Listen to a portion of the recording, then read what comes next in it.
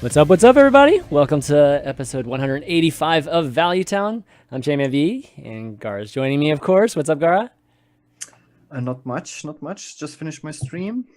A little bit tired, but always every week, right? Positive mood. Yeah. I know. That's the same every week, basically, because it's so late for you. But we got an interesting show today. And we got an interesting guest today. We've got Justsaiyan, straight off a qualification to the Fall Championships, the HCT Fall Championships, and fresh off maybe like a week ago or a week and a half ago, a win at Dreamhack Montreal. Welcome, or Justsaiyan. I want to call you David, but how you been, dude? I've been good, Chris. The last 2-3 weeks I've just been, I don't know. I feel like I've been waiting for a win for a very long time, and then it kind of just all came at once. So I'm super happy about it. Yeah, I mean, I think a lot of us were like very, very happy for you, just because it's been a long time coming, and you've been really close too. How many semis have you been to in finals, like before winning this? Well, the meme was because I faced Hunrace in like semis twice. Is that the 2 times that Hunrace beat me are the times that he's won. And then, after I beat him, I think it was in top 8 this time, actually. So a little bit earlier. We met a little bit earlier. And after beating him in top 8, everyone was saying, oh, he's just going to win the whole thing now. Sure enough, you did, man. It's just a final boss, right? So, but no, that's awesome. It's been great, seeing all that success that you've been having. And this year, I think this year's just been phenomenal for you. You're like points leaders right now. And I think we had on the interview just to had on the notes here just to kind of go in an interview, but why don't we just kind of get into that? This year I think has been phenomenal for you. And I just kind of want to ask you, is there anything different to you this year than another year? Or is it just one of those instances where just things have just been lining up right for you? I think I took the competitive scene not extremely seriously the past year or so. And then when this year came around and Tempo picked up Muzzy and Amnesiac and just kind of threw me in as the third player, it's like, well, I'm dealing with such world-class players that if I don't, find a way to catch up, then, wow, I'm really going to stick out as a sore thumb, right, when it comes to how we're performing. So. So how does just a question, definitely Templestorm's obviously been crushing it. You guys are number 1 in the team standings. I don't even think it's that close anymore, right? Like I haven't seen the very, very latest team standings, up to date. But the last time they came out, you guys, after the whole ladder, you guys gotten all your ladder points and everything. You guys already had a considerable lead. And now you guys, I think, you beating Fino, and on top of that in the finals, I feel like the lead's even larger. So in terms of the team, maybe giving a little insight on just how the team kind of just works, from a practice standpoint, how does that all come about? Because, you guys kind of lost your coach early on in the whole process, but you guys seem to be completely fine. Yeah, Chalky was around for maybe 1 or 2 months, but yeah, Blizzard picked him up, snatched him up real fast. So yeah, I think overall, just like this year, the biggest difference for us is that we've just had the ability to going to everything. I think matters a lot, right? Because just being inside looking out changes the perspective entirely, at least the way I see it. So as soon as we got a good foothold on the meta, I just don't think we've really let go since then. And you're talking mostly about the event meta, or are you talking about just overall, just meta, just you've got a crazy great understanding of just meta and I guess how people react and, just trends. So yeah, I am kind of talking about events in general. So the idea is we go to all of these different tour stops and we kind of get a flow of how the meta is shifting, because everyone who's preparing for the next tour stop, which is, the next weekend or maybe a little bit later, refers back to the previous tour stop, right? And how that meta was developing. Right. So they're on the outside, because if they're not traveling to everything, they're on the outside trying to figure out the next tour stop based on the previous ones, but we're at every single event and we know basically how things are shifting, right? Yeah. And that I think makes it a lot easier for us to travel from event to event and just get it right more often. Yeah. I mean, how much of it is just talking with players, like having that kind of pulse, versus obviously hearing secondhand or just observing whatever article report, whatever. Like, do you think actually communicating with the players has helped too? Definitely. We communicate a lot with like Fade to Karma, Team Genji, like all of our competition, basically. Yeah, basically. Yeah. Okay. Yeah, but it's definitely worth it. Like to work with each other, I think definitely helps us more than it hurts us. So. Yeah, for sure. So is that kind of generally how, I mean, are the teams kind of working together then at the top? Because there's been consistency clearly with, I mean, we've seen it, right, all year. We're seeing the same faces, the same teams, finishing, in the top 8 for the most part. And, leading the way is obviously Tempo Storm and Fade to Karma. Does that has a lot to do with just you guys working together as, two teams, or has it just been a little bit more isolation and, just both of the teams, just for whatever reason, are just have figured out the meta just better than most people? I think because we're talking in such a large group, we rule out like bad ideas pretty fast. And they're definitely just group members that are in tune with the same stuff that we are. So yeah, I think it's definitely given us a big advantage, just being able to Okay. Yeah, I mean, that's good. Clearly it's working, and hopefully it continues on. So I'm gonna ask you a question, David, because I know you're so humble and everything, but like, how do you feel you rank right now in terms of best player in the world? Because I said it last week. I think you're the best player in the world right now. Like, and a lot of people are saying Hunter Ace or whatnot, but I'm going by just even the last 5-6 weeks and what I've seen, and so I kind of want to get your take. Like, where would you put yourself right now? So there are stats people that we work with that have like a hidden elo system. Yep. So it's kind of like making our own what was the website? Like Gosu Gamers, right? Like a while ago, they used to track performance. Right. Yeah, we have some stats guys, and like kind of on a side project, they're just like getting everyone's elo together based on online, offline tournaments. Overall, if you count all of the events, I believe Hunter Ace is first, and then Muzzy is second. And that's the whole year, though, right? Yeah. The entire year, and I think I end up 5th, including all of the events. Okay. But if you don't count online qualifiers, because the elo does respect sample size pretty well. If you count only offline events, Hunter Ace has a 72% win rate. God. And wow. I had 71 throughout the year. Yeah. But if you count the 9-0 off of playoffs, I believe I have 74%. So I'm a little bit ahead of Hunter Ace. So you're the best player. So if you take maybe the second half of the season so far, I would say, I mean, what you're saying is you're probably number 1 there, with Hunter Ace being really, really close. I mean, if you can make the stats say what you want, then at some point, we figured it out, right? Yeah. No, that's awesome, man. That's amazing to like be playing at that level. Gaara, I mean, what's your take on this guy? That's a great idea for another HSReplay feature. Yep. In like, it will evaluate who's the currently best Hearthstone player. All you have to stats don't lie. Just go to HSReplay, rank 1 in the world right now.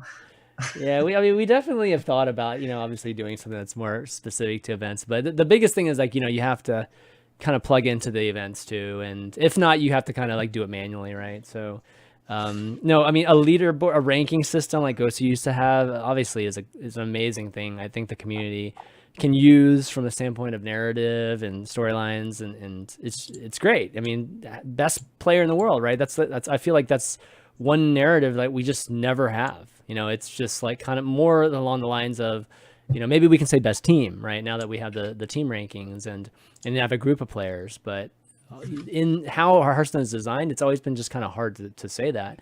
But now, we've got all these tour stops and we've got all these events that I think we actually have enough to be able to do that now. So it kind of sucks that Ghosty Gamer, whoever that you're working with, like privately, they should just make it public, man. That'd be a great product to have, and it'd be great for, shows like Value Town to be able to talk about you guys in that way too. Yeah, I mean, I just sent over the latest calculation, before championships. But yeah, maybe we can look at that a little bit later. Yeah, definitely. Yeah, for sure. All right, so I think that there's obviously there's still a few months to go. Obviously, you have the championships coming up, and right now, I mean, you're looking good, man. I mean, like we had Tyler on last week, and it was kind of a similar situation.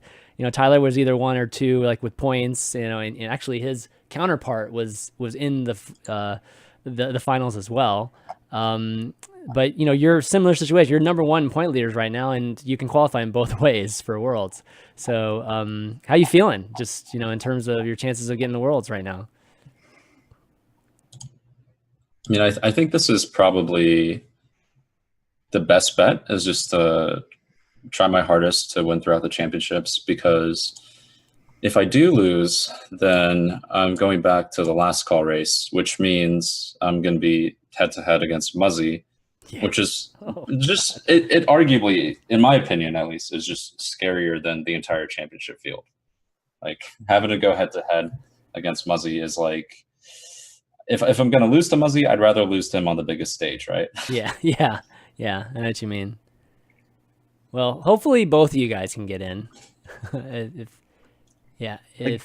Right now, the chance is not even so bad that Muzzy and Zayn both go to Worlds. And if there's only 16 people going to Worlds, there's a good chance they both end up in finals. How sick would that be? Well, what's the point difference between you two and the third person? Like, is it like if you get in through the finals, is he just auto in, or like is it close, or in terms of being the third place person? It's so not close that I've stopped counting. Okay. So all right. So I get it. So you just got to get into the top 4, and and then the whole team is good, basically. That's pretty amazing, dude. That's awesome. Monsanto was close after season 1, but after season 2, we both pulled ahead by 20, 30 points. So nice. That's a lot. 20, 30 points is a ton. There's like no way that you guys are giving that many points up for the remainder of the season. And you can also like see Muzzy as like the best possible practice partner, because nobody wants Zayn to win more than Muzzy, because then he gets basically automatically also to That's true. That's a good point. Definitely a good point. No, I mean, I don't think you can ask for a better scenario, right? Or at least, being set up this way, so, congrats for doing that, man. It's all the hard work, you put in so far this year, and, it's going to pay off, dude. Not only are you going to get in, my prediction, not only are you going to get in, you're going to win this tournament, dude. You're going to keep it 3-0. You're going to go 3-0. No, you just jinxed it, Chanman. I know. God, I shouldn't have said that, but I can't help my excitement. So, but hopefully it's not a jinx, because we kind of point out the jinx, so maybe it's not a jinx. I just anti-jinxed it. Yeah, exactly. Right. But anyways, David, like, super happy for you, man. I hope, I definitely wish the most success for you this year, and, end up at Worlds would be awesome. All right, thank you, guys. But let's talk about the playoffs. You obviously got through actually in the winners bracket too. So, but you were talking about your read on the meta, and most of you guys, if not all of you guys, just brought the aggro lineup, right? At least the Tempo Storm just team ended up bringing that. But we said, in the top 4, we ended up having 2. You and Tincho, I think, brought more of an aggro lineup, and then we saw Language Hacker and Bloodyface bring very different lineups. So what did you see? You obviously went 9-0. So I would guess that the aggro pick was right on. But how did some of these other guys get through with the lineups that they had? So again, it's kind of like on the inside looking out, is after playing at Dreamhack Montreal, we kind of realized that Death Rattle Hunter, although it's like pretty flexible overall, is really, really weak to aggressive decks in Conquest. And people seeing how it did in LHS were likely going to bring it to the championships. And yeah, we had some extra techs. Like we won Montreal with Chain Gangs and MC Tech, but even then, the win rate against like Zoo Warlock and Odd Paladin is like under 20% in our eyes. So we figured bringing full aggro would be pretty good. A lot of our friends actually brought Paladin over Zoo Warlock as well, because they were just that sure that aggro would be the dominant performer in the field. A little bit wrong, because I think just a bunch of taunt druids appeared out of nowhere, and that's not what we were expecting.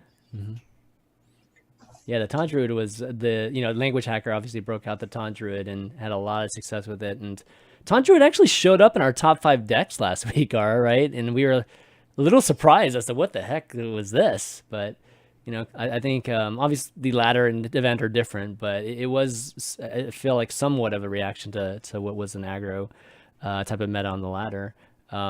It's just the best druid for the mirror.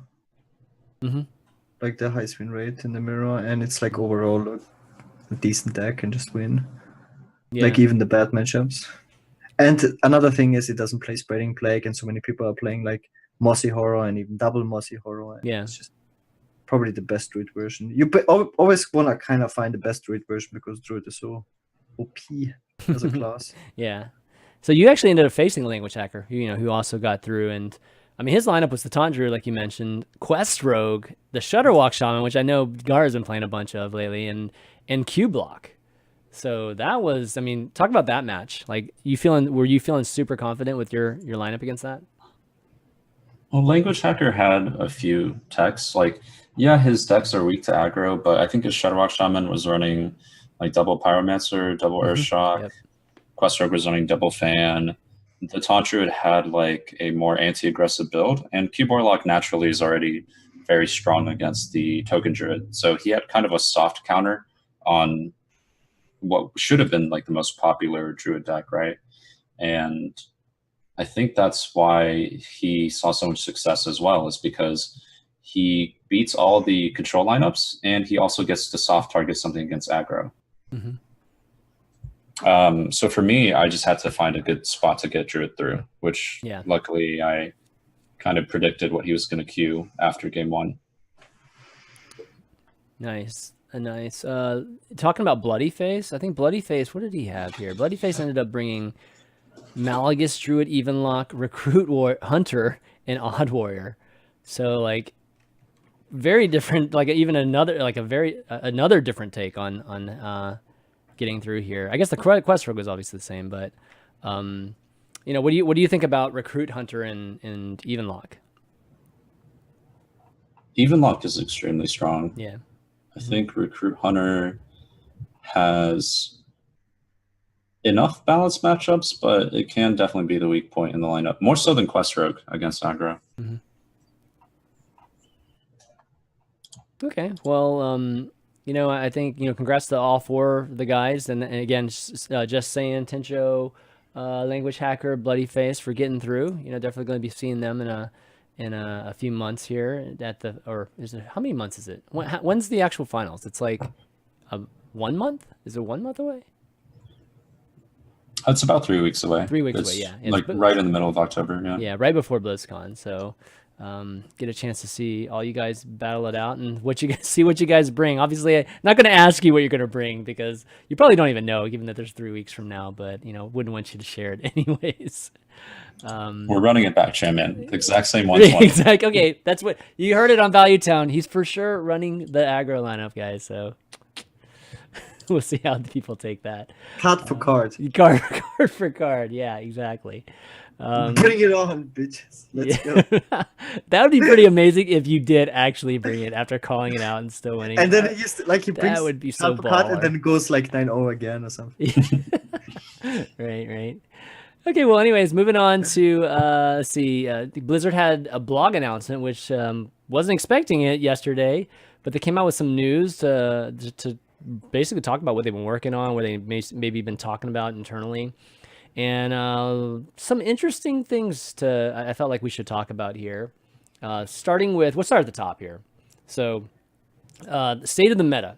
So they generally talked about, I guess, the fact that the meta is stabilizing, and the fact that they think it's good.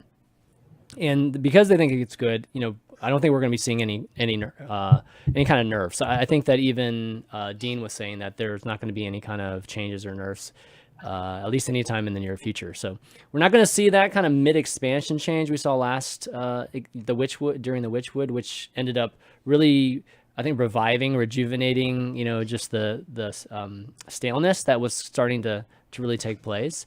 And it's kind of a bummer for me, at least. I was hoping that they were going to make this more of a routine thing where they would change in mid-expansion. But want to get your take. Gaara, first you. Like, we've been talking about the same very balanced, equally distributed meta. But how do you feel about them basically not making a change this time? Like, I was reading all of it, and I had some good laughs.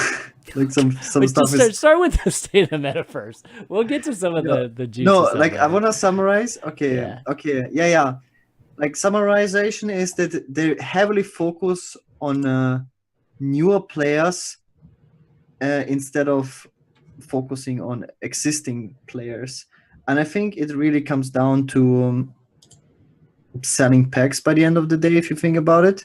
Because like existing players have already all the cards. No, seriously, like I think they summarized the state of the meta in like in a few sentences. Like they're very happy with the variety of decks that are played in Legend and in High Legend, and the only problem they might see is Giggling Inventor, but they intentionally made Giggling Inventor a powerful card because they want taunt minions to be powerful, because it creates an interesting meta, or like interesting decisions within the game.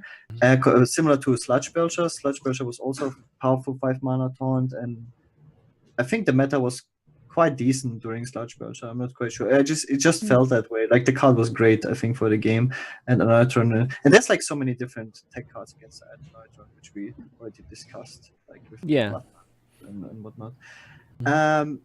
And that was it basically. That's all they said about the meta. They keep an eye on it, and they're happy with how it is. And then everything else was basically for newer players. Like this entire article, like they stopped working on the in-game tournament mode.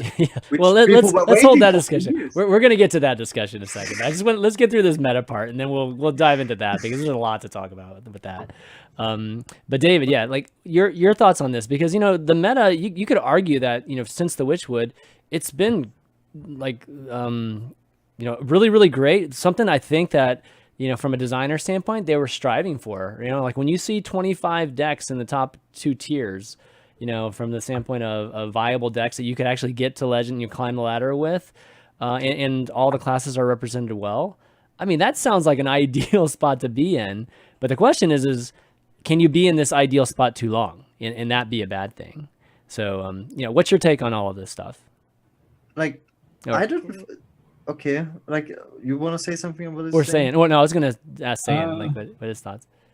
Yeah. I think the meta overall has been fine. It's been very good for basically this entire year. And they're talking about like Giggling Inventor being, maybe too powerful, but Giggling Inventor has counterplay, right? Like you have Mossy Horror, you have Blood Knight.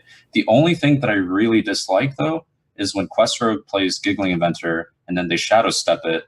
And then you just can't, and they play like 5 of them across the game, and there's nothing you can do. It's like the problem's always kind of been with Quest Rogue, right? Like Giggling Inventor boosted the power level, but if Quest Rogue wasn't there, Giggling Inventor would be, I think, very suitable. It was decent enough counterplay, but not when you can play 5 of them and finish your quest on it, right?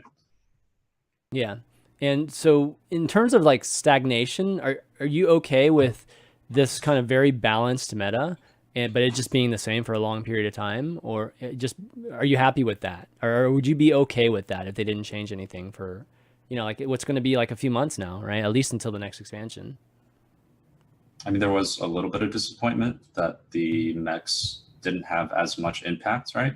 Yeah. It kind of reminded me of like TGT, where the joust mechanic just basically didn't see a lot of play, and then a few powerful cards were just heavily ingrained in the meta thereafter. Gaara, you're gonna jump in there? I mean, the meta is balanced, like, in a way, but I think the ladder experience is still, like, at least on Higher Legend, it's very boring. I was never as bored as right now, not because I'm bored of the game, just I feel like I'm forced to play very certain decks, because there's still, like, with Questroke being like a very, very powerful deck, it automatically forces you in this like weird rock, paper, scissors scenario. Like, decks will either like hard counter Questroke or just auto lose to it, I feel like. And it was already concluded before that Questroke is like bad for the game, or the deck is too overpowered, or when the deck is too strong, it is bad for the game. And Questroke before was way weaker than Questroke now. Like, when it was nerfed, it was like a 35% win rate deck on ladder. Now it's like a positive win rate deck, even for weaker players. So it's in comparison more powerful than when it was nerfed. And it was concluded that it should be nerfed because it's not good, right? And we have the state again where Questroke is even better. So what is different now? I don't see a difference of why should Questroke assist now compared to when it was concluded that it should be nerfed. It's just so illogical to me. Well, I mean, I don't think they wanted to destroy it as much as they just wanted to see if they could lower the power level of it. But, you know, I think it's becoming more and more clear that it's not so much the minions you get as much as just how fast you can create that scenario, right? Like, just. But I don't even want to like blame Questroke. I don't think like the quest itself is fine, just because the 4/4 minions feel definitely much weaker. It is like the infinite combo with Zola that is like super frustrating to play against. This is like where the slower decks like Bakuri Autolus, because you just have infinite minions to play. And Sonya. I think Sonya and Zola are the two, and maybe like Zane said, the Giggling Inventor can be super frustrating, especially when they complete the quest with Giggling Inventor. That's probably like the most frustrating gaming experience you can have. Like, this is just, oh my god. And then when they go to Valero and then play double Giggling. Oh god, yeah. I've had that happen several times in the last 2 days. It's crazy. It clearly has weaknesses like Questroke. It loses to a bunch of different Argo decks, like phase decks and whatnot. Like, overall, the game is very balanced. Also, when you go to HSReplay.net, the best Hearthstone website, you will see that all the tier 1 decks have like the best decks in the game, or the best performing ladder decks, have like 52 or 53% win rate compared to other decks that are weaker that have 51 or 52% win rate. It's like, overall, it's very balanced. Like, we have a lot of playable decks, but I don't know, the win condition. I don't like the win conditions right now we have, like with Togwaggle Druid, with like the Florist, where you basically have no counterplay. Basically any of those, yeah. You know, the quest with Sonya, fatigue-ish type of finish. There's like these cards that are just so incredibly frustrating to play against, even though the overall win rates and stuff is okay. But there's too many of these, you know, Kalestev into Serenite Checkings and whatnot. Yeah, we've definitely. I mean, we've talked to for ad nauseum about it. So yeah, I don't want to spend too much time continuing to talk about it. But I don't know, maybe saying, since we haven't heard from you, what do you think about like those type of win conditions? And you know, you can make an argument that having a variety of win conditions is just generally better for the game. You know, instead of just like your standard beat down, you know, and you know, maybe even just like OTK or whatnot. But you know, having these type of fatigue, you know, elements, and you know, the quests or the DKs, like, do you like having all of this variety, or you know, are there just more problems than there are benefits from it? I've definitely enjoyed the amount of 75/25s throughout like tournament experiences. I think it allows for a lot of cool lineups and things that you can do, especially in LHS. But I think it's been a big detriment on ladder as well, because you can play your Odd Warrior on ladder to try and rank up, be 75% against the Odd Rogue, and then be a 75% dog against the Mill Druid. And that's not very fun, right? Because it does even out to 50-50. The stats make it seem nice, but yeah, like what Gaara is getting to is that there's way too many lopsided matchups, and that makes ladder kind of frustrating. Yeah, I feel like I really want to touch up to that because I don't want to be so negative. I think this is probably the best tournament meta we ever had in the history of Hearthstone, like balance wise. So like this is why we see like all these top players performing consistently throughout the year, which is like, and with I think 2 expansions being released during the year, and with new metas and everything, and we still have like the same people mostly the same people performing throughout the year. So it really shows that the tournament meta is the best we ever. I mean, so what that tells us, we need bans on ladder. It's like, it's basically what it kind of tells us, which brings us to, we'll go in this kind of a little bit out of order here, but which brings us to the fact that in-game tournament, they gave us an update on this. They announced this like months ago that they were going to come out with it with, in-game tournaments, and it was going to kind of start without bans and be a little bit more targeted for like fireside gatherings or whatnot. Well, they just announced that they have, delayed it. They basically delayed in-game tournament indefinitely. So that's a huge bummer to a lot of people because, even if it wasn't a complete in-game tournament mode, that was, going to fulfill everything that we want from an in-game tournament mode. I think the fact that the first iteration would be out was like a big step, in terms of getting this actually done and getting it to the point where, we all love it. And maybe we can actually end up integrating it into, how HCT people get points and whatnot for HCT. But now we've taken a step backwards. So it's super disappointing, especially with like all this talk about, Artifact coming up too and the timing of all this. Oh man, it just feels really, really bad. So, saying like, I want to ask you like thoughts on this, the timing of it. I mean, just how you feel about it just generally. So they're not going to bring back open cups, I guess, is like the big takeaway. Okay. All right. I guess that is something you can take away from that. Yeah. I mean, I think overall it makes a lot of sense, especially with how fast esports is growing, that there isn't a lot of ways to welcome everyone, right? Like Blizzard has to think about, especially with Artifact coming in, how to like, because there's more people looking at card games, like how do you attract more of them to Hearthstone, right? Mm-hmm. And they're focusing on a lot of quality of life stuff instead of the in-game tournaments. And like you said, it's for shifting focus to new players instead of the existing scene. Okay. I mean, that's definitely interesting. I didn't actually really look at it from the standpoint. I mean, obviously some of these things announced were very clearly for new players, but, I didn't really look at this change as, the same type of movement.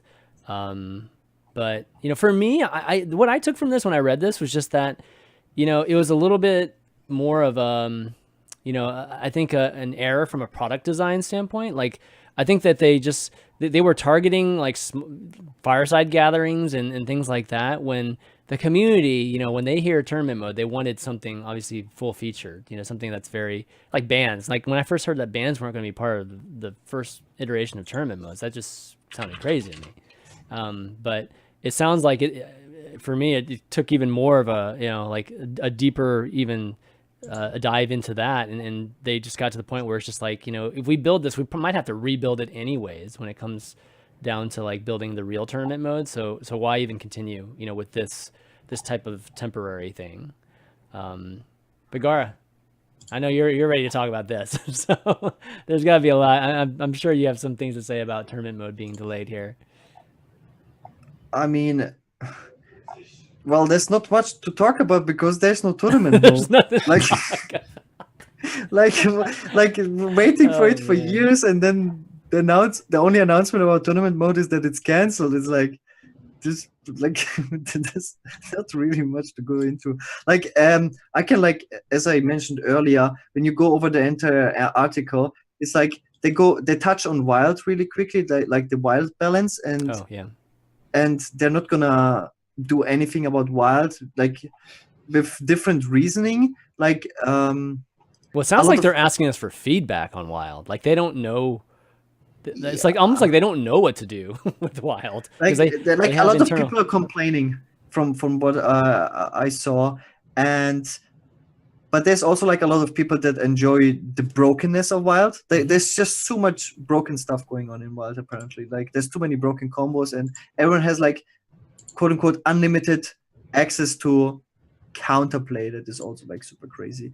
And Blizzard is basically saying, well, a lot of people enjoy that, but a lot of people hate that, so they're not quite sure what to do with it. So well, it sounds like they're having internal back and forth. Like there's a group of people internally that want Wild just to be unbalanced and just not balanced, right? And then there's another side that wants it to be more like standard because of the, there's a ladder and everything involved.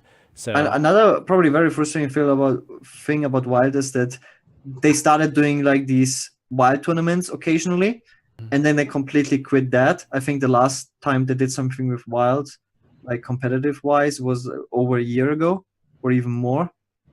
They did the one that Control won. I think that was like last time. Or they finished second in, I think, right? Yeah. Mm-hmm. And I think it's also like a huge hit. Like Control, I think also switched to standard just because of it. Like there's no balance changes for Wild. Like the last balance change was the Naga nerf because it was way too stupid in Wild for a long period of time, and no tournaments being announced, no changes announced, and now this is like basically the first official statement from Blizzard regarding Wild, and they're just asking for feedback, and that not change anything immediate. So I mean, I think nowadays it's a star aligner thing, right? Like a lot of people have been complaining about it. I haven't actually played Wild, so I haven't experienced myself, but lots of threads and whatnot, or memes or whatnot, talking about Starliner and how Druid and how strong it is. Saying any experience with Wild? I'm assuming not, given that how much you dedicate your time to standard. But I don't know, any kind of opinions on Wild being balanced or not? I only own 2 wild cards, and they're Golden Lotheb and Golden Dr. Boom. That's it. Okay. All right. So you're saying you'd rather Wild just be standard then? Because it's pretty much standard for you, at least in terms of the cards you have. Yeah, Wild is just, it's too much. And like, why compete in a format that, even the creator doesn't really support? Yeah, I agree. I mean, I just leave it be. Like, just let it be Wild, like let it be just whatever it ends up being. Right now, it's just like an archive for all of our old cards and a place to still play it. Kind of treat it like quick play, like and free dust. Like, free dust too.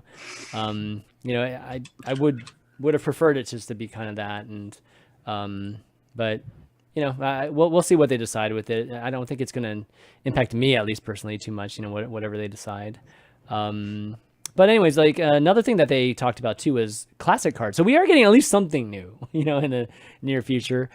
So with some of the Hall of Fame retirements, there was basically an imbalance in some of the class cards, or the number of classic class cards. And to make up for that, they decided to add 2 more mage cards and a warlock card and a rogue card, just to make sure all the classes have the same number of class cards. So the mage ended up getting Icicle and Tomb of Intellect. Icicle is an epic, deal 2 damage to a minion. If it's frozen, draw a card, and Tome of Intellect is a common card. Add a random mage spell to your hand. It's 1 mana. So any thoughts on this? Any kind of archetype you think this would be great in right now? I mean, it's a worse Bubbling Book, and Bubbling Book was already okay. Like the people are saying like Quest Mage. I don't think Quest Mage can ever become a thing without Ice Block. It's just too weak, too slow, too few defensive tools. But that's like the only archetype. Like but this is a big stretch. Mm-hmm. And any other deck is, why would you spend 1 mana and a card to get a random mage card instead of playing the random, like a specific mage card in your deck? This card just makes no sense. Yeah. Well, I mean, again, this is for classic, right? So it could be for people first getting their cards, and it's a cycle card, right? I mean, draws a card, which all 4 of these things draw a card. So clearly that was a theme for the. It doesn't draw you a card because the card could be a different card. Yeah, and I think like there's enough like basic cards in the game that are just better than this. It's really, really bad. Like it's like Totemic Mind. Okay. I did play like free to play also way back in the day, and this card is just super bad, especially now. Like, but as you, I said, you just said that these are probably, totemic might level bad. Really? yeah, like why would you spend 1 mana in a card to get a random mage spell? It makes no sense. You get another third Pyroblaster. Just play the random mage, like a specific mage spell instead, or play Arcane Intellect. It's a classic card. Yeah. Basically. I hear you. Or like mage has good basic cards. You have Firebolt, Frostbolt, Arcane Intellect. Like this is really just I don't know. Like no new player will play this card. It's worse than Magma Rager in my opinion. I would rather play Magma Rager than this card. That's how bad it is. Okay. Like some people are saying it buffs Mana Worm, but that's also a stretch. It's I mean, it's not that.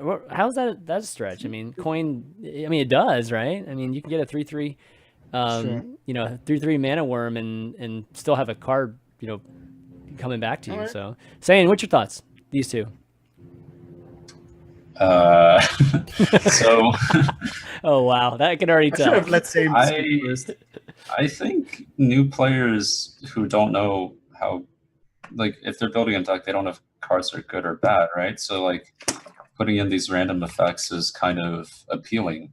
So it's like less decision making in the beginning and just kind of getting a feel for things. Like, yeah, I think the new player experience is not bad. And I also think if the tome, 5-mana Kabbalist tome was still around, like, would Quest Mage be okay in this meta? Ooh. Yeah, that's a good point. I think Quest Mage would be pretty strong right now if it had all of its old tools, like even without Ice Block. Yeah, because you're adding another two possible draws here, right, to help with the quest. Yeah, I could see that. Okay, so what do you guys think about the Warlock one? So the Warlock one is also 1 mana, Call of the Void, add a random demon to your hand, common card, and then the Rogue, 1 mana, Pilfer, add a random card to your hand from your opponent's class to keep with the theme. These better? Are these two a little bit better or no? The Rogue one is worse than the Mage one, but the Warlock one is probably from those 3 random generation one, probably the best one, because you can get good demons. You can get Void Lords, you can get Jaraxxus sometimes. Yeah, it's just you don't really want to play this in any Warlock deck, but it's the best one from these. What I don't understand is, like, which is the weirdest thing, is because these cards are clearly created for new players, why one of the Mage cards is an epic card. Like, yeah, that's a good point. Yeah, this is like the only thing. Like, okay, it gives new players like new cards, whatever. But this is a card you usually would not get easily. You have to craft it, and it's like on a similar power level. So this is very confusing. That's true. I mean, I think it's because they replaced, what is it, like Ice Blocker? They replaced the card, right? So it's probably had to be an epic, yeah. So yeah, these cards, like they said, it's geared more towards, I think, beginner players, and not, we won't see these cards. I'd be very surprised if we see these cards in Standard anytime soon.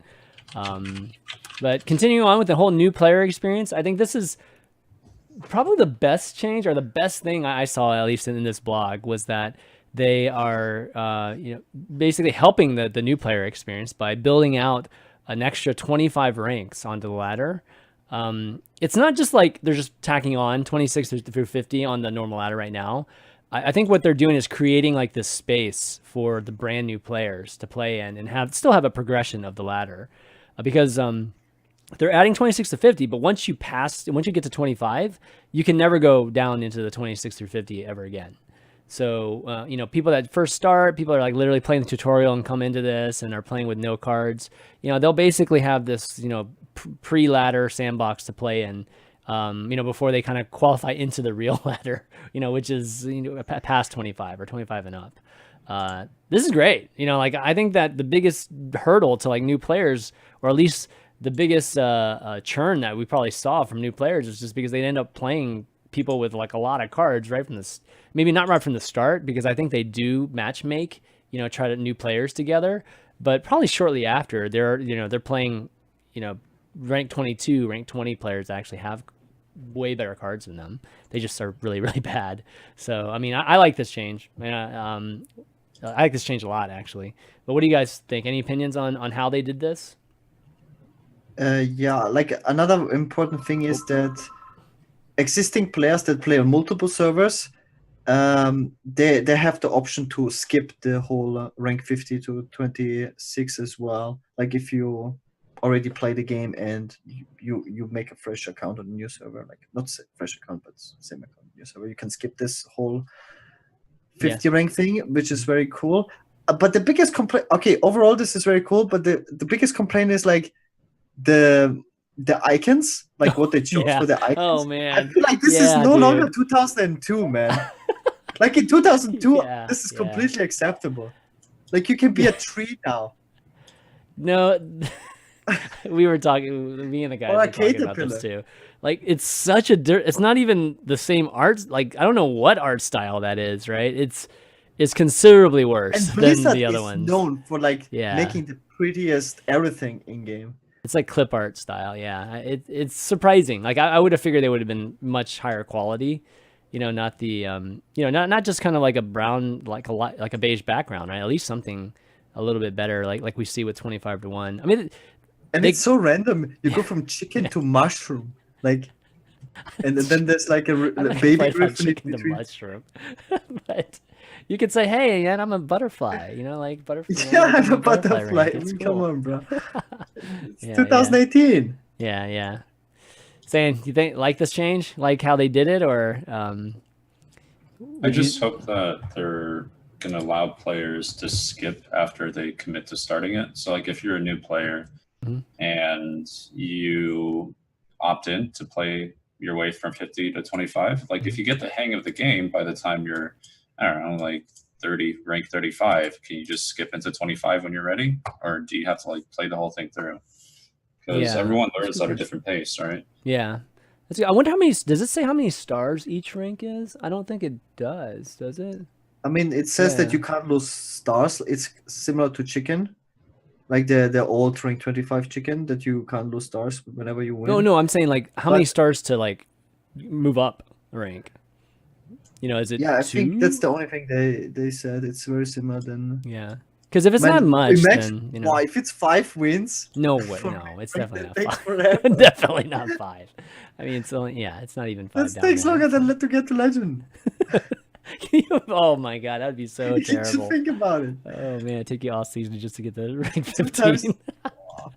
No, it's not going to be that. Plus, you have the hot streak. No win streak. There is win. There's going to be win streak. So, so anyways, I think that's a really good ad. Let's see what else is there to really talk about. There's a welcome bundle that's coming soon. So 10 classic cards going to be good. I don't know what the price is actually going to be, but it's going to be a really good price. And then you get a free legendary, which this time around is going to be one of the dragons.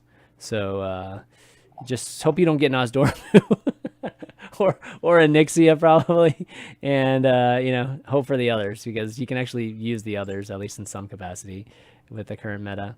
Hollow's End is an upcoming event, kind of the Halloween event. There's going to be a new Brawl out there too. A new Paladin hero too that'll be for purchase. Looks like a crazy mech guy. Has a bunch of prizes or treats or something that he's holding there.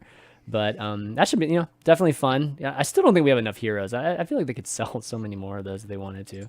And another thing is that some heroes get multiple skins before some heroes get the first skin. Does every hero have a skin now, actually? Oh, that's a good question. I think wait, does Rogue have a... Yeah. Druid doesn't have a skin. I refuse to accept Lenara. Lenara? Really? You hate Lenara that much? I've never used Lenara, actually. I'm not one of those guys. I'm definitely not one of the skins guys. But this skin is actually called Sir Anoyo, so it's obviously a Noyotron that's a knight of sorts, given that it's a paladin. But yeah, so anyways, that's like all the news. I missed anything else? Let's see. I don't think so. I'm trying to improve the fireside gatherings. I don't know if you mentioned that. Yeah. Fireside gatherings, they allow the hosts to be able to pick from a list of all of the taverns. I think you can pick an extra one to include at your event, so that all the attendees can play more than just the random one that they have like every month. At the firesides, you can actually customize at least one of them. So that's cool. I feel like even also that change is more like for newer players. Like obviously the diehard like tournaments top HCT competitors are not going to go to fireside gatherings. So I feel like most of these changes, like especially like including like 25 more ranks with like I don't know how difficult that is to implement. Yeah. And like the welcome bundle as well, right? The new upcoming event, and it really feels like they want to increase the play experience for new players more than for sure improving the ladder for legend players. Oh, Grimmy mentioned that there's a multi-class. Is it arena? Is it? Oh, was it actually arena? I thought it was tavern for some reason. I guess there's a multi-class arena that's coming up here in the during the event. Oh yeah, dual class arena returns. Yeah, in the event as well, and then there'll be a headless horseman tavern brawl. That's what it is. So the arena will be fun. So you get to pick a class, and you'll get to pick a hero power that matches the class, and then kind of go away with that. That was actually a lot of fun the first time they did that. So yeah, should be fun. Events are always a good time, and it's good that they're continuing to do it. But let's move on let's talk about the meta a little bit. So we always do our meta pulse, just kind of show the power rankings of the classes real quick, and then we kind of dive into some kind of decks. But real quick look at the power rankings. Things are settling, like people were saying, but we did have a lot of movement, at least in the rankings. The actual percentages themselves, not too much, but whatever's moving up and down, kind of changed a bit. So Drew and Hunter up a little bit, Warrock down from the top spot. We actually saw Warrior go up quite a bit. Warrior went up maybe almost a percentage point, so moved up to 4 from I think it was 7 before. So kind of saw that. Shaman Rogue drop. I think Rogue's probably the biggest dropper here. Paladin was actually up almost a whole 1.5% or something, or 1% or something like that. So so nothing too surprising here. I mean, anything you guys see that's worth mentioning in terms of power ranking? I mean, pretty close except for Priest, right? Everything is pretty tight. No? Okay. I guess nothing to talk about here. It's very similar than what we had. Maybe that Warrior's going back up. Yeah. That is for sure. Warrior was kind of bottom 4 for a while. Mm-hmm. Saying you're going to say something? Yeah, I think it's a little surprising that Rogue is ranked so low in the power rankings, but it's okay. I think Questrogue probably has its ups and downs on ladder, so fair enough. Yeah, I think it's more popular at the top. This is ranked 4 to Legend, so I think that's probably one of the main reasons why it's it's down from last week. I think it was number 3 last week or number 4 last week. So again, the actual percentage points, it hasn't gone down that much. It's just they're all really close. If you just moved 0.5%, you could change by 6 spots here. It's kind of crazy, or maybe 4 spots here. Looking at class popularity, not too much here. Just a little change between Druid and Warlock and Shaman Warrior, but Paladin still down there with Priest. Nobody wants to play the odd Paladin, I guess, or even just the OTK Paladin. So I faced those Paladins today. Yeah. I played Priest. I was playing the Zavid's Priest, man. I suck at that deck, man, which is so shocking because I used to love Big Priest, and I used to play Big Priest pretty well. But for some reason, it's taken me many more games than I thought to figure out how to play this big OTK-ish Priest. That the whatchamacallit, the gallery, whatchamacallit's gallery. You know what I'm talking about? The big Priest that has the that we talked about last week, Gaara. The one. Yeah, I know what you're talking about. Saying, you know what I'm talking about? The priest that has what's that card? There's something gallery. Gosh, I forget. Cloning gallery? Is it cloning gallery? It's the guy's name, right? Xeric's cloning gallery. Yeah, Xeric's. Yeah, Xeric's cloning gallery. So it has that. It has Xeric's at the end, so you can get just 1/1s of all the minions, and then you can usually if you get Valen and you get Malagas, you can just OTK him really quickly after that. But I tried to play that deck to Legend a few days ago after Champs. I'm going to sit down, have some fun, take a bit of a break. Yeah. And then I gave up. Yeah, dude. I don't know. It was deck of the week. We set this as deck of the week last week. So, had a bunch of, patrons and stuff playing it. And Raydan, who's one of our longtime patrons, he was like, oh, yeah, man. I was 15-3 or something like that. I don't know what he was. Something really good. And I'm like, oh, my God. I'm I'm terrible at this deck. I don't know why either. So the deck has like the most unintuitive mulligans, I think. Yeah, I think that's what it is too. Mm-hmm. Yeah, I think I'm completely doing it wrong. And sometimes too, just the lines. I'm not seeing like the lines I'm supposed to be taking, with the decks. So it's really fun though. Like I highly encourage you guys to play it. It's like a lot of fun. Like you can go check patreon.com/valueton. I posted the list. You can actually get the code there. So it's a ton of fun. But anyways, moving on. Let's talk about the top 5 decks in the last 24 hours. Actually, no, we can talk about meta movers. This is something that Tiago put together, and he's been, he tweeted it earlier. But it's just kind of a look at just some of the top, or not top, but just some of the key archetypes that have the last 2 weeks and kind of like how it's moved. So it's kind of an interesting look. So even Warlock's been doing a bit better, or at least been played a little bit more. Resurrect Priest too. Resurrect Priest is the one I'm talking about, I think. It's what we're calling it.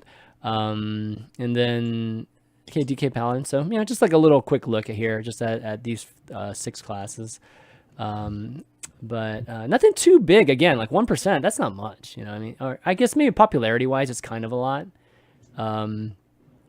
But doesn't sound like a lot though.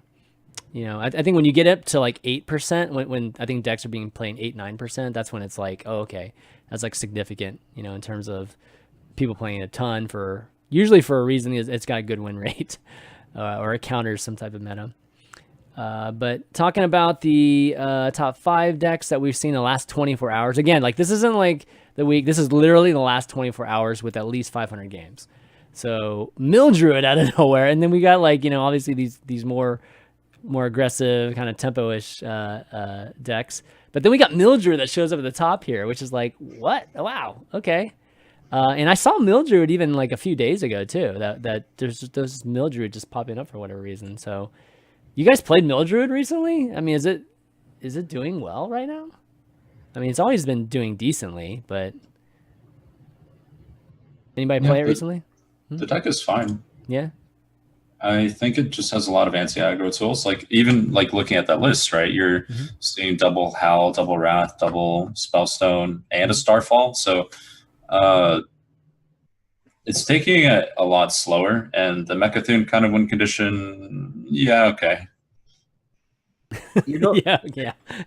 I think what really increases the Druid win rate by far the most is what I also experienced myself, is it takes sometimes so long before you actually see what your opponent is playing, what kind of archetypes, because all these Druid decks have so many of the same cards. Like they all play Wildgrowth, they all play Nourish. Like even if they go Ironbark, the 4-mana spell that pulls the 3/6 taunt minion. Then you're like, okay, could be Taunt Druid, could be still Togwaggle with that tagged in. And then in the end, like it takes so long, like because Mechathune Druid plays exactly the same as Togwaggle Druid, right? Like it takes so long till you like figure out, okay, it's actually Mechathune. And I don't even know how good it is. Like that matchup was so weird. Like Togwaggle Druid versus Mechathune Druid is so weird. Because like if they burn your deck, that's exactly what you want. You can dump their deck the fastest, basically. It's this. A lot of these Druid mirrors are super weird. Like, but yeah, I think this is like the biggest thing. Like people that right now at least are expecting like Togwaggle Druid, Token Druid, Taunt Druid, not Mechathune Druid. It was like a hype deck at the beginning of the expansion, and decks recycling. It's kind of like how people get blown out or surprised by Taunt Druid. Like suddenly everyone is like playing Taunt Druid, like, and then you're like, what the fuck? And I feel like it's the same happening with, and that pushes the win rate a lot. Like even though like maybe the deck is not that good, it's like it just surprises people. Okay, so the rest of it, any key tech that we see that we haven't seen in a while? I think these are pretty much like a lot of things we've seen in the past. I think that Tempo Mage has really like established itself as a deck in the meta. It was past few weeks, it was like, is this really like a good enough deck in the meta? I think also like Odd Warrior has like Deceased, which is definitely the worst matchup for Tempo Mage. It's such a bad matchup. Odd Warrior, it's so 3 weeks ago. Like it's definitely It's really, it feels so like 3 it. weeks ago. Yeah, exactly. But So yeah, even Shaman making another push. I think even Warlock was like right behind this. So I mean, I think those two are. Even Shaman is surprising, right? Because Really, I thought it looked like so. even Shaman's been doing well. Every time I ran the stats, but Yeah, it is kind of like but it's a deck that kind of relies on your opponent to not have like a super crazy opener, because even Shaman is very bad in contesting the board early, like super early, the first 2 turns, because you go totem turn 1. Like a zoo playing like a happy goal is basically game over because you have no board clears and no comeback. But if you play a bunch of average draw games, even Shaman comes out on top most of the time, just because it's like power level, I guess, of the minions and stuff. It's kind of interesting. Shadow works better though, right? I mean, than even Shaman. Like saying like between the Shaman right now, like Shudderwalk's. I feel like Shudderwalk. I mean, I definitely at events I see Shudderwalk way more. Pretty close. Pretty close. Shudder is like super popular in tournament. Yeah. Yeah. Okay. I think there's one last thing that I wanted to bring up, which was put together this spreadsheet for the show that kind of introduces the concept of just looking at how the win rates look, for top 1,000 legend versus any legend underneath that, and then versus like rank 1 through 5. And it's really trying to introduce a little bit of the concept of people playing decks a little bit better at higher ranks or differently, whatever, better or worse, for the most part it's better. Obviously we have to take into account that the meta is a bit different at the different ranks, so that does play into it, take some into account. But I think eventually what will end up happening, I think this is more of like a comprehensive list, but eventually we'll probably like reduce it down so that it's more representative of the meta at that time. So there's like at least a number of games or a number of qualifying, or games that qualify, the numbers. So, but right now this is more of a comprehensive look at it. So it's kind of interesting. I mean, like it shows that Mechathune decks, the Priest and the Warrior, have the biggest difference, in terms of like any legend player under 1,000 versus like, the guys, where you guys are basically in the top 1,000 or so. It's 11% difference, in terms of playing the Mechathune Quest Priest, which I'm not sure is a very popular deck, the Quest version. But the Mechathune Warrior, definitely something that we've seen before. There's a 6.2% difference, which is kind of like, wow, that's huge, right? Anything on here kind of stand out? I mean, none of these, what's really interesting is like some of the top decks don't appear like in the top here, which kind of means that, I don't know, maybe the decks that are kind of like quote unquote good in the meta seem to be, easier to play, like, maybe it's indicative of that, but we see Spell Hunter here, but I know Secret Hunter is way down here. So, yeah, well, I mean, I guess, what's your thoughts on it generally? We're trying to like pull up some numbers here, but like, what are some of the decks do you think have like the biggest win rate difference in terms of? Where's Quest Rogue on the list? It's pretty far down, right? Yeah, Quest Rogue is, right here. Yeah, so this should be. I mean, you would think this would be pretty different, right? And it's not. That's like, is this 0.1? Yeah, 0.1 between basically the best players and. I would say the top, at least the best players that are using HCT. And where's Shadowwalk Shaman? HCT. Shadowwalk Shaman right here. Yeah. It's actually worse.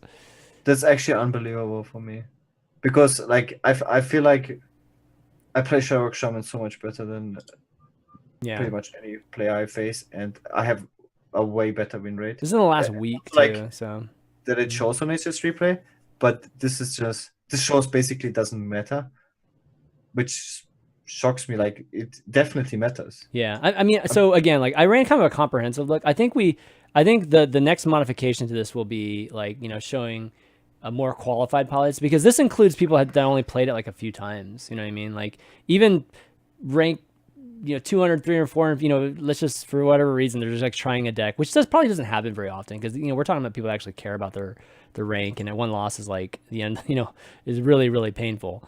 But this does include people that probably didn't play some of these decks very often. So I'm going to distill this even more. So might not be worth talking about right now, but once I distill it even more, I think we'll be able to get a better look at it. Like if the stats are wrong, then Mecha Doom Priest would be like even crazier, like difference between. Yeah. Well, I mean, it's a little bit, it's tougher too, because with rank only 1,000 legend players, obviously not every single one of these legends, or even like 1,500 of them, right, are contributing to our data, right? So it's just less data too at the top. So trying to figure out the best way that we can, because we want to show like the difference, right, in terms of guys like David here, and playing, and even yourself, Gar, like playing like the Shadowwalk Shaman better than everybody else, and we're trying to basically figure out the perfect way to show that. So I think with this list we still need to distill some more, but hopefully we can get to the point where we can be able to show that. But definitely with the odd, but Quest Rogue, you think has one of the biggest discrepancies. Is that kind of what you were looking for there, David, or when you pointed that out? Yeah, I think what the stats mean to me as a representative, it's just like these niche decks that you just don't see a lot seem to be standing out, instead of like factoring skill. It's just factoring people's inability or inexperience playing it or playing against it. That's about it. Yeah. So that's that probably having a qualifier for a number of games would at least like get rid of that, right? Get rid of basically the whole element of people not playing the deck much and not having, just being bad at it just because they haven't played it much, versus being, you would think that you're well experienced but you're still not playing it as well as some of the top tier players. So we'll rerun that next week. We'll take a look at it a little bit closer, but yeah, that's kind of like one of the things that I definitely would like to start figuring out, and because it's always in a topic. Like we talked about the whole Odd Rogue versus Token Druid last week, and that's like a debate, right, between the Fino kind of brought it up, and people have like different opinions on it. Quest Rogue versus Quest Rogue versus Token Druid. Which one has the better matchup? Which actually, what's your take on that, David? Quest Rogue Token Druid? Yeah, which one's better? In the matchup, in the actual matchup. I think it's still Token Druid favored. Okay. But you really have to change your mulligans, because now that everyone plays the double fan, you're just looking to play a list that runs double chain gang, double giggling, and just try to space out threats and push in early damage. Because if you can't do that, you're going to lose. Yeah. Ooh, okay, that's a good take. I mean, I think last week, I think both you and Tyler said Odd Rogue, right, Gaara? Was that right? One of you guys said Odd Rogue. No, I know. There's no Odd Rogue in this scenario. Oh, not Odd Rogue. Sorry, Quest Rogue. One of you guys said a Quest Rogue. Slightly, Quest Rogue. I mean, especially now with Fan, But the thing is, the double taunt, the double Serenite with the double taunt buff guy, it feels like such a different list. Mm-hmm.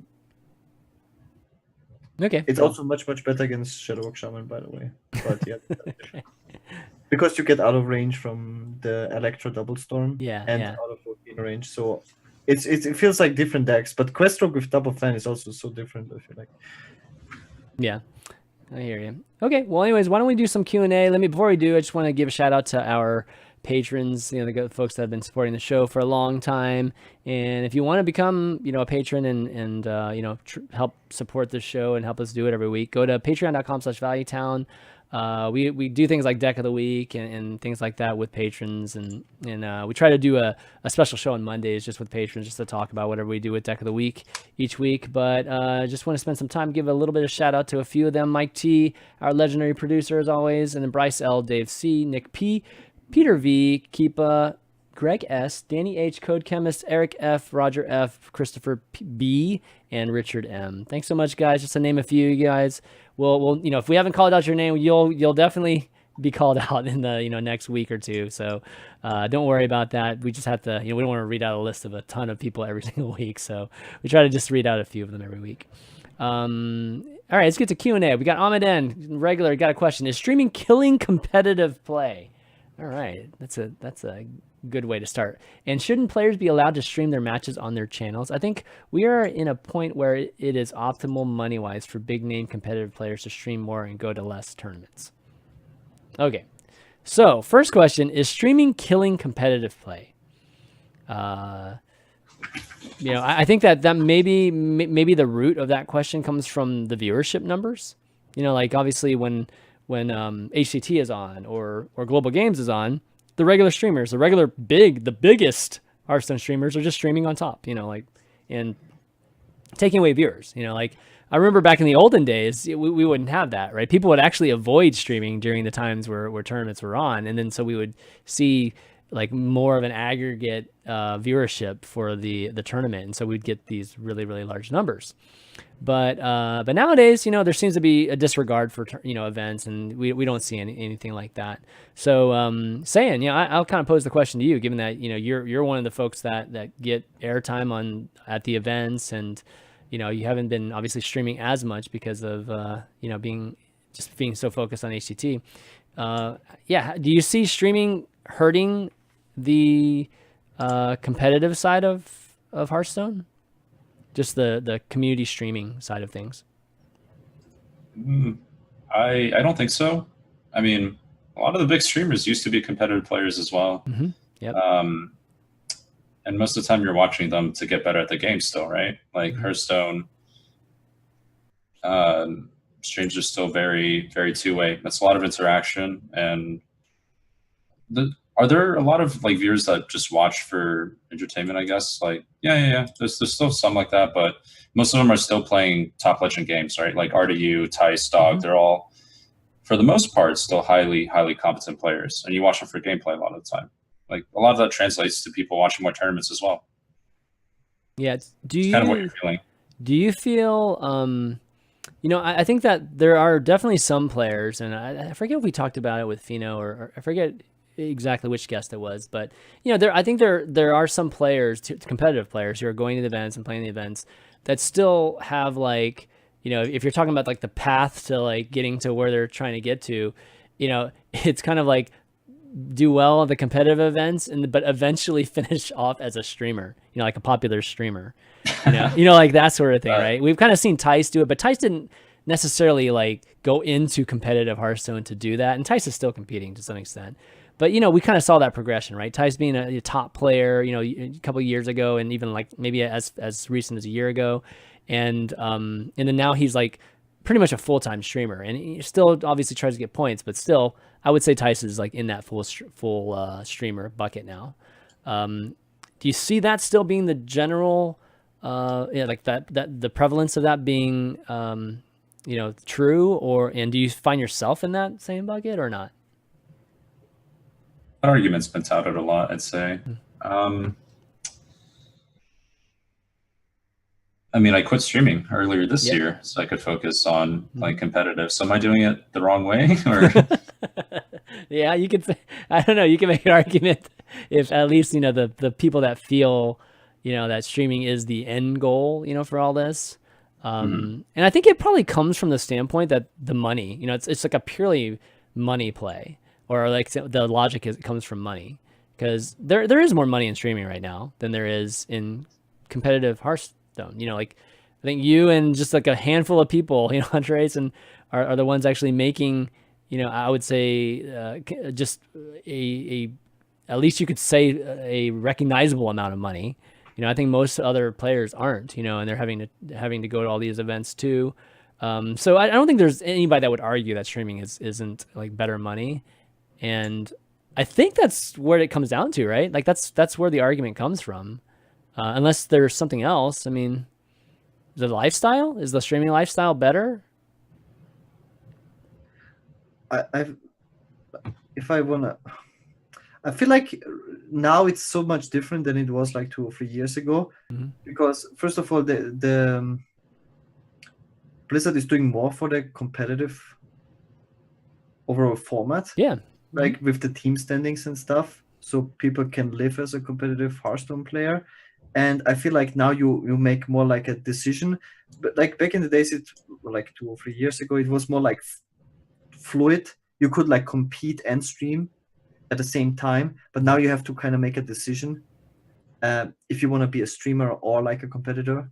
And this is why it feels like streamer are like trying to steal viewers or whatever, just because they can't compete anymore because of the tour stops. Basically, like you just can't go to all the tour stops and stream at the same time. It's just like, look at these people, like they're like traveling sometimes 3 months before they get back home. It's crazy. You can't just not stream for 3 months in a row. So I feel like it's not the end goal. It's kind of like you have to make a decision what you want to do, like live from competitive Hearthstone or being a streamer. But before, it was definitely like that, the feeling I'll compete, win some big tournaments, and then become full-time streamer. It feels different for sure. Well, I think it's harder to get initial notoriety just starting off and being a streamer full-time and that's all you do, you know, versus like trying to at least get, you know, like your name, you know, you might get airtime, right? Just playing against like whoever plays against David here, you know, like they'll get at least airtime against him, you know, and for whatever, you know, there's a chance that he might end up beating somebody that's very recognizable, right? And then I think that kind of okay, for new people, I think this is the worst time to get into competitive Hearthstone or like to become a professional, like a big Hearthstone streamer or something like that right now, like from scratch. Streamer, or you mean competitive, like just both? Okay, both. Like, because like you're basically teamless, right? And you have to go to the tour stops to compete with the top other players. Yeah. And who's gonna sponsor you that? So you basically have to sponsor yourself, which like a lot of these tour stops are like, they go from America to really expensive to go to. Asia. Yeah, they're all over the world. They're like even in Norway. Like this is like one of, it was talking about Europe, like the most expensive country. So that's like super bad. And the prize pools are also like very low. Like you win like 5K or so for first place. So even if you pay for your own trip to get there to win, you don't really get compensated. So, and Blizzard is supporting team standings, right? So as an individual, to get into competitive Hearthstone, I think this is like the worst time right now ever, just because of how hard it is to make a name for yourself. Because like if you finish rank 1 legend, that doesn't mean as much because you have to like get into prelims by getting multiple finishes in a row. But we actually have seen some people achieving that. Yeah, but Hunter is one of them for sure. The real question is like, is it easier to do that, or is it easier to start from scratch as a streamer and get, you know, and get like traction that way? You know, so it's like it depends on also your how you stream. I know some new streamers in Hearthstone, but they don't stream in a competitive way. Like if you want to start from scratch as a competitive Hearthstone streamer instead of like an entertaining streamer or arena streamer or anything like that, pretty tough. Yeah, it's tough. But I also feel like Theo, who played for Netherlands in HCG, is a relatively new streamer, and he didn't like compete in too many tour stops or any tour stops, and I feel like his stream is doing well. Okay. Oh wow. Okay, that's good. This is like a counter example. But he's like also like all the time high legend, and he made it into HCG, so he was quite fortunate like for his position. But he's like a good player, and I mean that's the next stuff. I just feel like it's very difficult right now, like compared to maybe in the beginning. Yeah, I don't know. I mean, it's like definitely I've seen other you know, like Overwatch, for instance, right? I feel like when Overwatch League was on, it just like crushed the streaming scene. Like there was just no streamers like at all. Now you know, Seagull's moved back to streaming, and you know obviously XQC's there too, so it's a little bit stronger because of that. But there was a time that I remember, like, you know, this is like the opposite effect, where like the competitive side just like literally it takes over everything, so there's just like nothing left over from the community.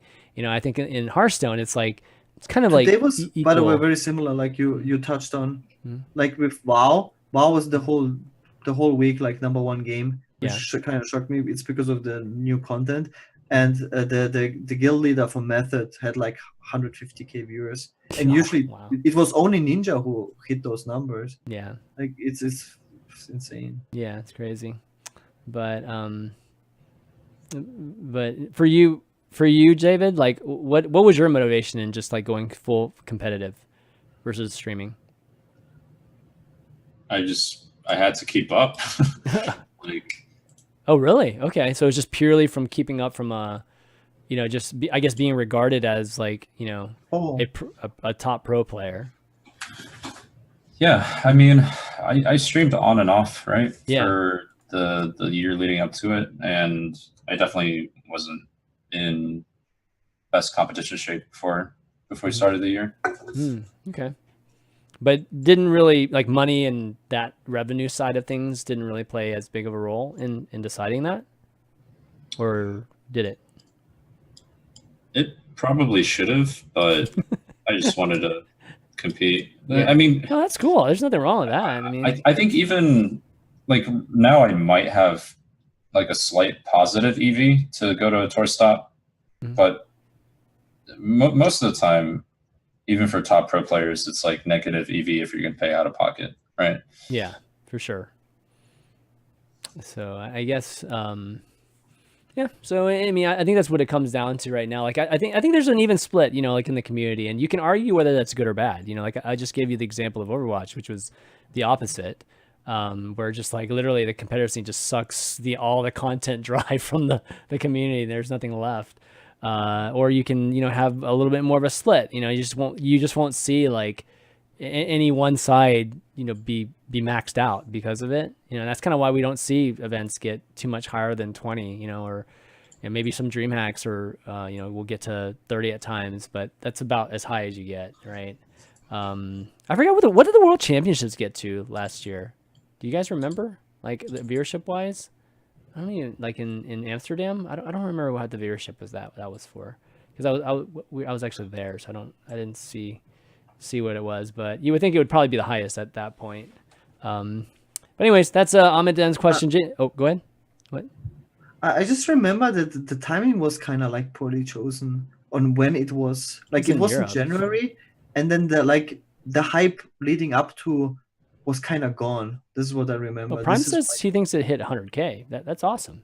Yeah, that's. I mean, HCG right now, like Morton was saying earlier, is at like 17K or 18K or something like that, which is actually really good. Like I think that's pretty solid for global games, because global games is like literally right in the middle of the day with all the top streamers. So.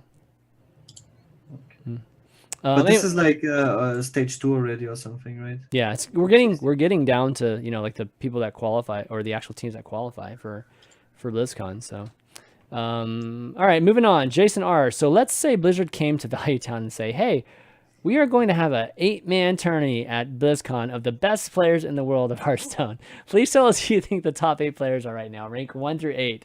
Who would they be? Okay, so we already talked about at least 3 people like earlier. Yeah, who would the top 8 be? Like what are y'all's top 8? I would say the top 6 is you take Fate to Karma team and Tempo Storm team, and then +2. The full teams? You would take the full teams? Yeah, so Fino, Borg Control. I definitely take Borg Control and Fino. I don't know if I take. It's a Glazer, right? Oh yeah, Glazer is. I mean, he's obviously a top player, but not top. Yeah, I wouldn't put him in the same bucket as the. So Hunter Race joins the club. Hunter Race joins. Okay, and then you've got Casey, of course. Casey, okay, Casey's close. Yeah, Casey's been on it too. Yeah, Casey's definitely up there. Tyler's almost on there, not quite. He's close though. But definitely definitely David, definitely Muzzy. What performance? Orange? Definitely all-time. He's probably all-time best performer. Well, we're talking about right now, though. We're talking about like right now. Who would the top 8 players be? I think we have. Would you put Will on there, like Amnesiac? I don't know. Like you see him. Will just doesn't play enough. I feel like when Will plays, he plays great. Like he does well at the tournaments. Does he even play Hearthstone? I feel like he doesn't enter nearly as many, so it's hard to judge Will. Oh, Bunny Hopper, yeah, Bunny Hopper, definitely middle of the season, or at least a few months ago, he would definitely have been up there. Well, let me ask you, David. You're gonna have the best insight, I think, on this. I mean, I can name 6 right now, and there's probably like a lot of buffer between the last 2 spots. But yeah, what's your take? What's your take, David? The stats, because I mean, we have Elo. I can just list off what the numbers say if you would like. Sure, let's go for that. Yeah, I'm curious. Okay, so for overall, and this is not counting the Americas Championship. Overall, Elo is Hunrace is 1, Muzzy is 2, Teray is 3, Fino is 4. I'm 5th. Seohyun is 6th. Yeah, Seohyun's had a good year too. Race is 7th, and Yarla is 8th. KC makes 9th, and PNC made 10th. Wow. There you go. Okay. But wow, the Teray was number 4. Wow. I mean, I knew he was consistent. He's always consistent, but I didn't know he was 4. Wow. He must be. Those are the numbers counting offline qualifiers as well. That is counting or not? Those counting are online and offline. So it's like really well basically all competitive games. Yeah. Okay, so he must have been crushing on online ones. Okay, well that's Race definitely. I can see why Race is on there. Race has definitely had a great year too, and Seohyun too. Okay, well that's interesting. We got Prime here. It says Muzzy, Hunter Ace, Justsaiyan, Fino, Casey, Bunny Hopper, Board Control, and Killing all day. Okay. Purple deserves to. Purple. Oh man, Purple almost got in this last one. That was kind of brutal. He didn't get through. All right, Gar, who was your 8 again? Let's take this one. Let's just take this one. Okay, like sounds good. The stats. Yeah. Like I said, man, whoever's running the ELO system should start a site, man. He should totally be like the ranking system. We definitely need one. So he's definitely gonna try to do more Hearthstone things. Yeah, he should totally do it. It's a product we're missing from the community. We've been missing forever.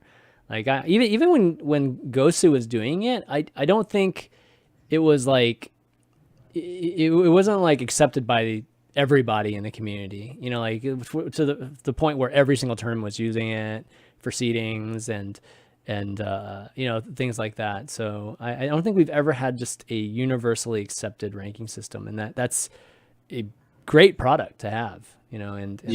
They used to do invites to like CN versus NA and CN versus EU based off of Ghost of Gamers. Oh, did they? Okay, well that's good. Like your chance to win Ferrari or whatever it was that year was based on like your kind of arbitrary elo on Ghost of Gamers. Like that was a dark time for Hearthstone in my books. Yeah, it definitely was. I mean, there's this whole, there just has to be some type of, just some type of what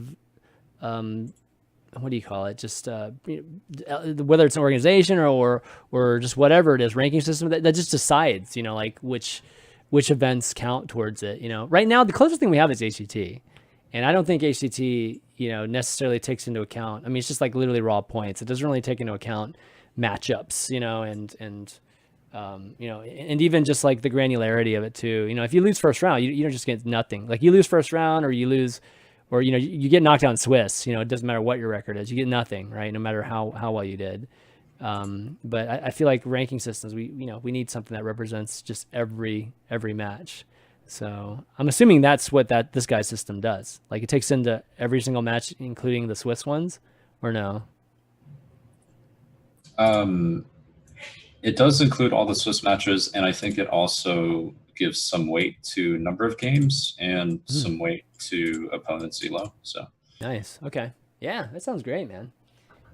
Totally should use it so that we could see it. The rankings come out so few and far between. It's kind of crazy. Okay. Any other questions, guys? Maybe one more question if anybody has one in the next like 30 seconds. Otherwise, we'll wrap up.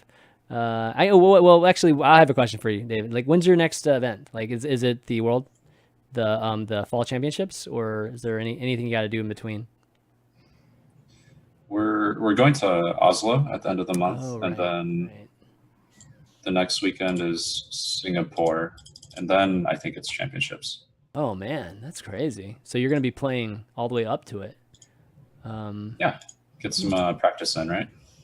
Okay, yeah, you can look at it, definitely look at it like that. Do you not have any preference for like maybe hiding stuff, like going all the way up to it? You know, maybe like a couple weeks before it, or when do you have to turn in decks by? I don't know. Yeah, they probably don't know yet. Yeah, they sent me a questionnaire, and that's about it. Oh, okay. All right, well, it's going to be a busy couple of weeks then, or actually next 3 weeks, and then you're going to be at BlizzCon because the U.S. team's going to make it, right? It's looking grim again. We'll see. Oh, it's still possible, man. As long as it's still possible, you guys can do it. But yeah, get ready for just a lot more competitive Hearthstone in the next month or so. Let's see. Okay, these questions are total meme questions, so I'm not gonna ask them. So why don't we wrap up? Dave, it's been awesome having you on. It's been too long since we've had you on. I feel like we were talking like a while back about having you on a lot more regularly, and then we just kind of like never got to a good point there. So. But you've been having a phenomenal year and the team's been doing great. So, congratulations on that. And, any shout outs you want to do before you take off? No, I think I'm all right. Okay, cool. No problem. Gaara, how about you? No, I think I'm all right. Wow. Jeez. Shout outs to Justsaiyan for being on the show. That's super cool. Right after he won 2 huge tournaments back to back. Absolutely. And yeah, it's been fun. Lots of stuff happening, and looking forward to next week. And shout out to my stream. I stream every day. Twitch.tv/Gaara. Okay, and I thank obviously both of you guys for doing the show. Everybody for watching. You guys have been great in the chat today. And you guys can find the show on YouTube, of course, youtube.com/HSReplay.net. And we are an HSReplay.net show, so definitely go to HSReplay.net, find the stats, or find the deck that's going to help you climb the ladder at your rank and region. And you can find the show also on all the audio channels like iTunes and Google Play and Spotify and SoundCloud.com/ChanmanV. But that's going to be it, guys, for this week. So for Justsaiyan, Gaara, and myself, ChanmanV, we'll see you next week.